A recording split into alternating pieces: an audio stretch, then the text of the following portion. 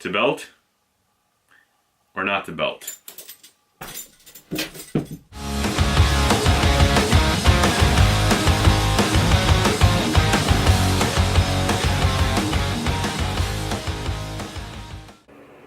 Greetings everyone to my humble abode. So today I'm going to talk about belts, lifting straps, and other tools used to help you lift more or use while you're lifting.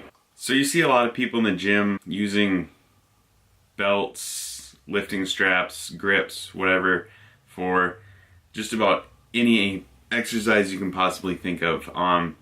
You have people wearing belts while they do curls, straps while they do presses. I don't even know why you would do that.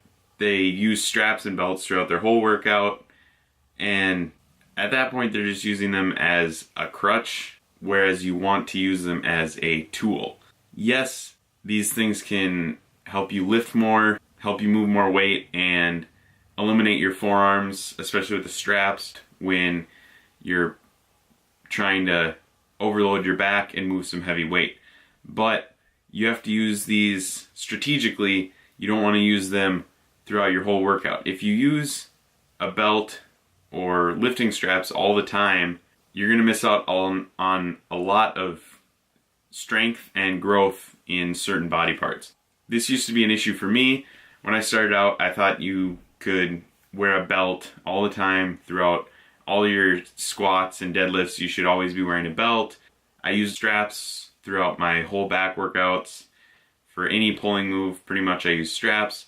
And because of that, my forearms were underdeveloped and my core wasn't as strong as it should be. Now, especially in the last year, I've really eliminated the use of belts and straps, or even knee wraps and knee sleeves, as much as possible, and I've seen huge increases in my core strength, the actual definition of my abs, because my abs have gotten stronger and bigger, especially growth in my forearms from not using straps near as much. I do still use a belt often on back exercises and squats, but that's about it. I'll only put a belt on my last couple heavy sets of squats. As I'm pyramiding up in weight, I try to use the belt as little as possible. And when it comes to straps, I'll use straps on my heavy barbell rows, but only on my last 2 or 3 sets. And ever since I started doing that, I've seen a lot more growth, especially in my forearms and core, like I said before. A lot of people think that you need to wear a belt throughout your entire lifting sessions to keep from getting a bulky waist. Your abs do not grow that easily. Your obliques don't grow that easily. Yes, if you're consistently deadlifting and squatting extremely heavy weights without a belt, you will build some thicker obliques. But for the most part, if you're doing barbell curls and squatting regular weight, that's not going to be an issue. The worst thing that's going to happen is you build a stronger, more defined core. So I'm going to go through some of the things people use in the gym. First one being, obviously, a belt. There's different kinds. There's a powerlifting style that's the same size all the way around with a clamp in the front that you have to adjust. There's tapered belts. There's the adjustable Velcro belts. Those, if you're actually lifting heavy enough weight to the point where you should need a belt, those aren't going to hold up anyways. Those are absolutely useless.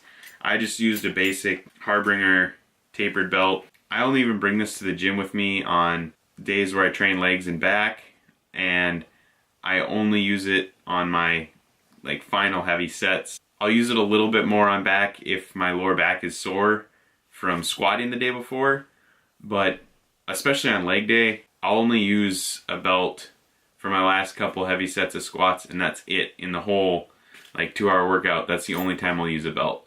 So yes, it can help you lift more, but especially if you're new to lifting, don't start out using a belt, because it's going to cause imbalances. You aren't going to build the core strength you need, and then you're going to be reliant on that the rest of your lifting career as a crutch whenever you're trying to move any type of weight. So use a belt, but use it sparingly. It's a tool, not a crutch. Same with the next one, lifting straps.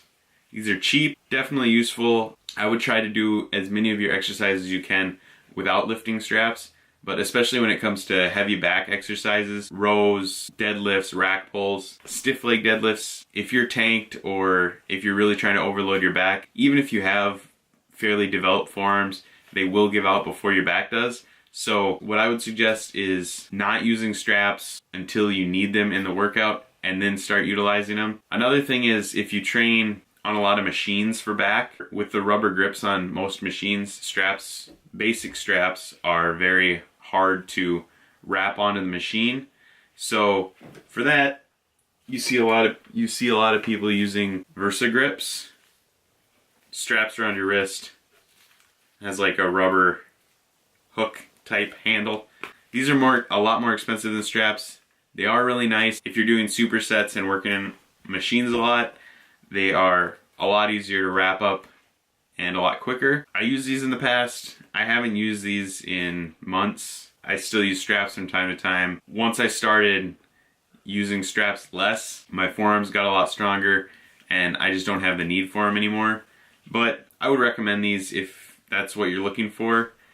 Another thing I've used in the past are metal hook style grips where it's a set shape.